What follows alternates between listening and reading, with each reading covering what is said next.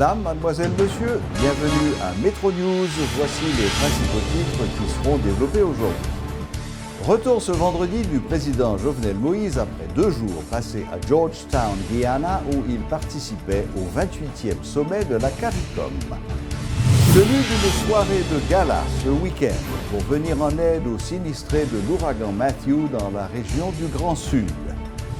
Toutes les dispositions sont prises par la mairie d'Écailles afin de recevoir les visiteurs pour les festivités carnavalesques du week-end prochain. Le président Jovenel Moïse, accompagné de son épouse, est retourné au pays ce vendredi après sa participation jeudi au 28e sommet de la CARICOM qui s'est déroulé à Georgetown, capitale de Guyana.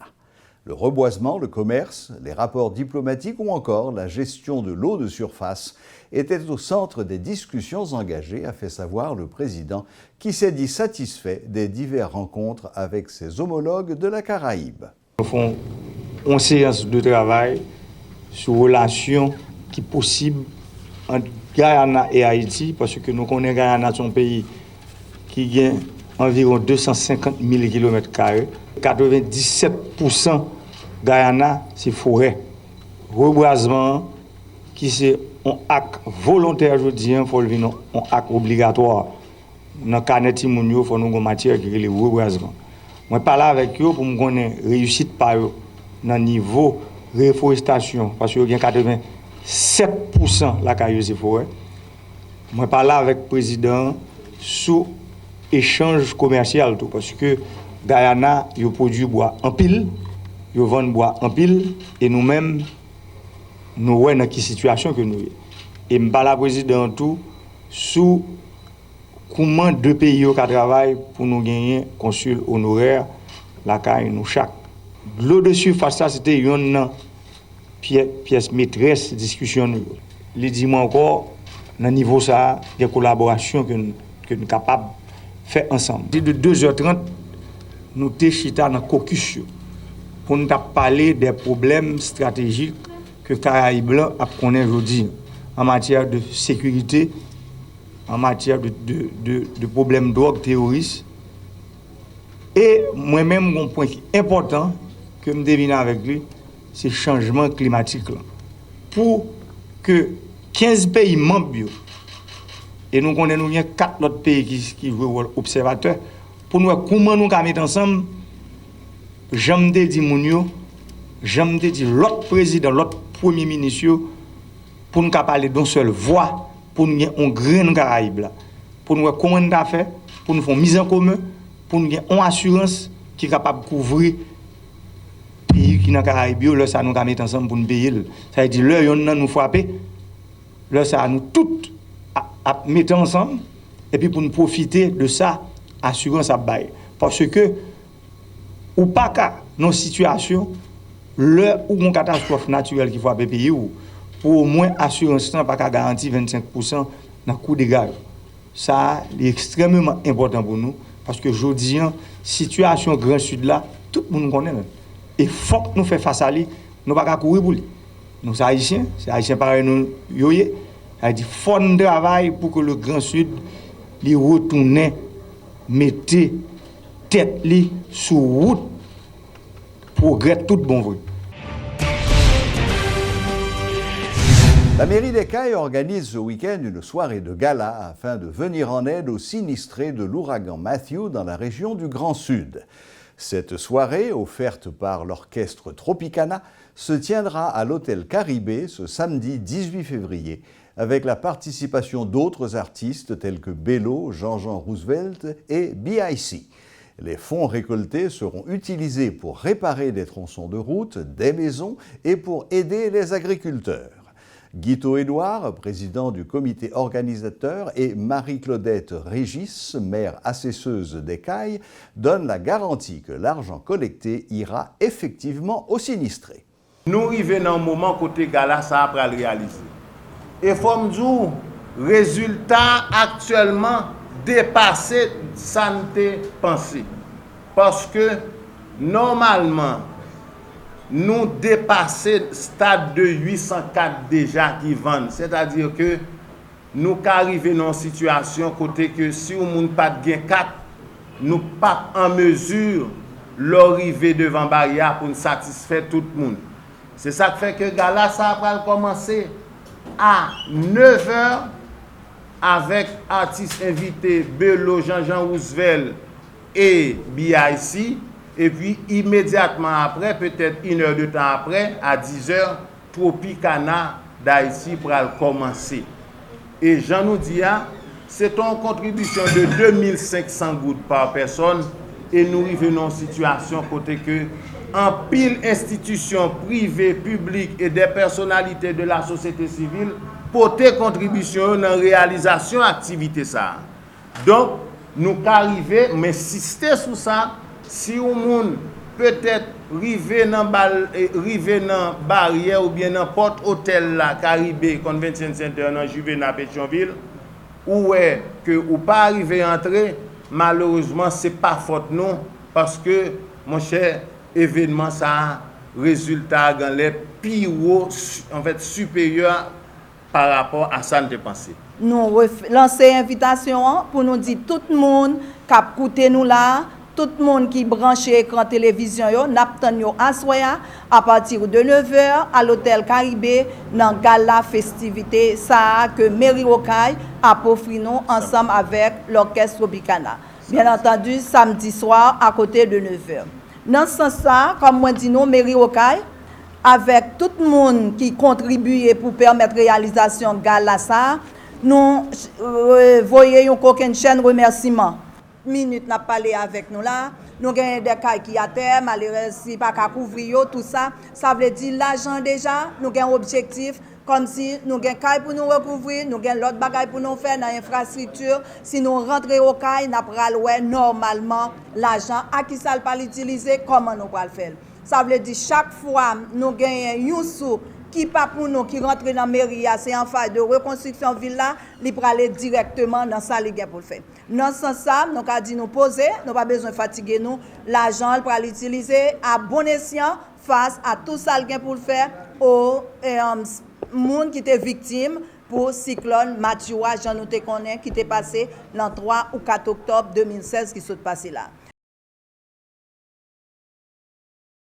Toutes les dispositions sont prises par la mairie d'Écailles afin de recevoir les visiteurs pour les activités carnavalesques du week-end prochain, affirme la maire assesseuse de la commune. Claudette Régis a donné la garantie ce vendredi qu'un beau carnaval sera organisé dans la ville d'Écailles les 26, 27 et 28 février. Des hôtels ont été rénovés, des maisons privées et des écoles seront mises à la disposition des visiteurs, a annoncé la mairesse, qui toutefois n'était pas en mesure de se prononcer sur le budget des festivités. Écoutons-la. Nous déjà prenons des dispositions pour nous recevoir tout le monde parce que nous connaissons 16, 17, 26, 27, 28. C'est carnaval dans la ville locale comme nous connaissons carnaval national.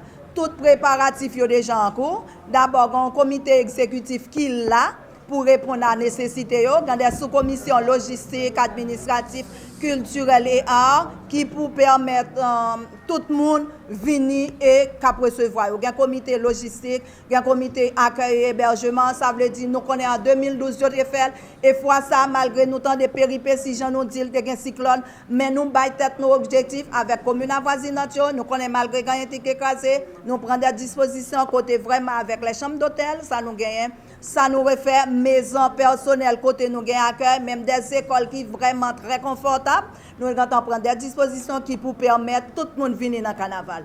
Et dans ce sens-là, nous avons un vibrant appel à la population, à tous 10 départements qui attendent nous actuellement, que nous avons vu nos cailles, toutes les choses qui sont mises en place. Et nous connaissons déjà au caille, là, dit nous c'est une ville hospitalière. Nous attendons tout le monde les bras ouverts, nous mettons venir, nous attendons, nous prenons des dispositions, nous recevons. En 2012, nous avons fait et nous disons, fais-nous confiance, puisque nous avons fait, nous avons fait encore.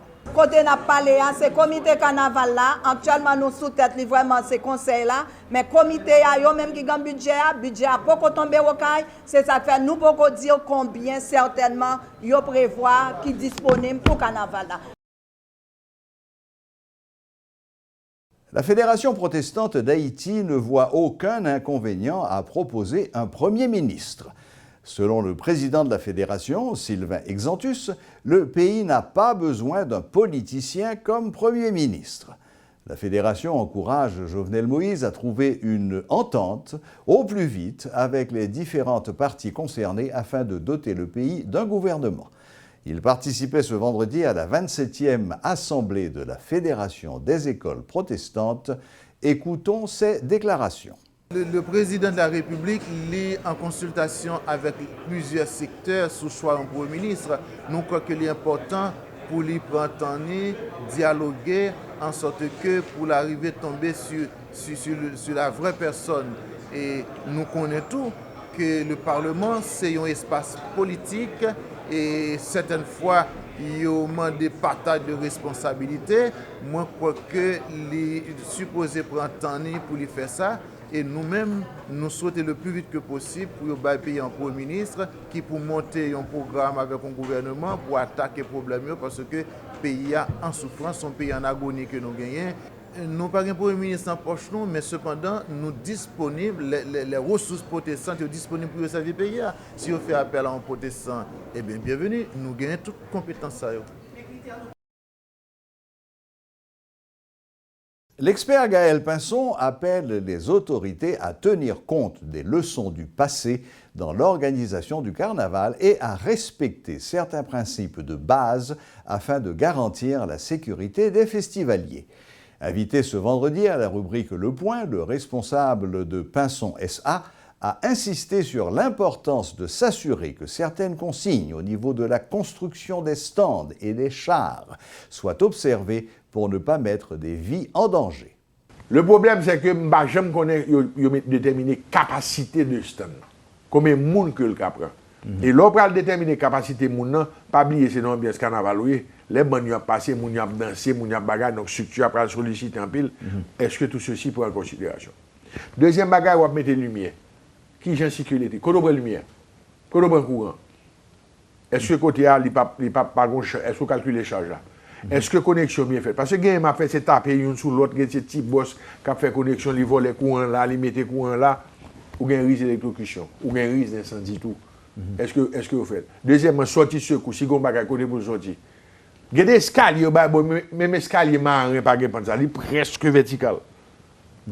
Donc, les gens ont couru, quand on va passer. Et puis, vu la quantité de monde qui est sous stand, pour qu'ils aient un grand escalier. Pas bien phobie, c'est voler, c'est d'assommant, c'est ça seulement qui est intéressé. Et puis derrière, donc il y a des calculs, ou pas un code, ou pas un standard, pas un instance qui a observé. Moi, j'aime frémir mon scène, moi, on est capable de lever des feuilles tolles, et puis moi, des câbles de tension en l'instant. À n'importe quel moment, on est gars qui a électrocuté. Bon, comme son pays black out, mais ou pas qu'on est qu'il y a beaucoup. Donc, câble fait pour protéger avec des gaines en plastique. Tout côté que câble passé en l'est, je suggère que faut protéger. Je demande EDH mettre gaines pour capable faire. Il y a des côtés tout que chat pour le passer, c'est pour chat on petit jambe. Bon, il fait construire déjà, les gars un standard. C'est ça que et c'est une number qui gâte carnaval Jacmel. C'est des gros chats pour toute la rue. On a vu sous ça après, qui prend toute la rue, donc il compresse les gens qui sont sur le trottoir, ils gâtent l'ambiance. Qui ont qui dansé là? C'est courir, fouet qu'on a trou, qui t'échappe à passer contre l'ambiance là. Sauf qui peut lier. Le taux de participation aux élections sénatoriales partielles et locales du dimanche 29 janvier 2017 pour les 10 départements du pays s'élève à 27,44%, indique un communiqué de presse du CEP en date du jeudi 16 février. Ce taux a franchi le seuil des 44,61% dans 7 départements, souligne le CEP. Notons que les résultats préliminaires pour les délégués des villes, les conseillers d'administration des sections communales et les assemblées des sections communales ont été publiés respectivement les mercredis 8, samedi 11 et lundi 13 février. Selon ces résultats, le PHTK a remporté plus de 30% de postes dans les élections locales. La plateforme Vérité arrive en seconde position avec 11%, suivie de l'Organisation du Peuple en lutte, OPL, avec 9%. Le bureau de l'Organisation panaméricaine de la santé, de l'Organisation mondiale de la santé en Haïti, OPS-OMS, a un nouveau représentant à sa tête. Il s'agit du Brésilien Luis Codina, qui remplace à ce poste le docteur Jean-Luc Poncelet. Ce dernier s'est dit satisfait de ses réalisations durant son mandat de 4 ans. Quant au nouveau venu, il se dit prêt à remplir la mission qui lui a été confiée. Écoutons-les tour à tour. À 3 mois près, ça faisait 4 ans ici. Et ce bureau, je vois qu'il est ici pour accueillir non seulement les gens de l'OPS, mais tous les gens de la santé. J'ai voulu que ce bureau soit une maison de la santé. Et je pense qu'il y a beaucoup de gens du ministère de la Santé, des ONG, du système des Nations Unies, qui ont été accueillis ici plusieurs fois pour avoir des discussions ouvertes, avoir des discussions sur les possibilités d'améliorer la santé dans le pays. Et donc, je suis vraiment très heureux de pouvoir laisser un bureau qui fonctionne, un bureau qui est accueillant non seulement du point de vue structurel, mais aussi avec une équipe qui est nouvelle et respectée. Je crois que Jean-Luc a fait un excellent travail et ça va être un grand défi aussi de continuer le travail qu'il a commencé et maintenir le niveau que l'OPS-OMS a dans le pays. Moi, j'ai commencé à travailler au Nicaragua, après je suis venu en Haïti, après Venezuela, Équateur, Brésil, Argentine, Brésil de nouveau, et maintenant je suis de retour en Haïti. Je peux vous dire que je suis très content d'être ici de nouveau et je vois une équipe excellente et je suis sûr qu'on va pouvoir faire un excellent travail aussi dans les années futures en gardant toutes les bonnes choses qui ont été faites pendant les dernières années et peut-être améliorer ce qu'on peut améliorer parce qu'on sait qu'on a des grandes possibilités aussi de continuer à donner aussi tout le support technique et l'appui technique au ministère et d'autres contreparts avec lesquels on travaille. Tenue ce vendredi de la 27e Assemblée générale de la Fédération des écoles protestantes d'Haïti au cours du thème « L'éducation protestante face à la gestion de l'environnement ».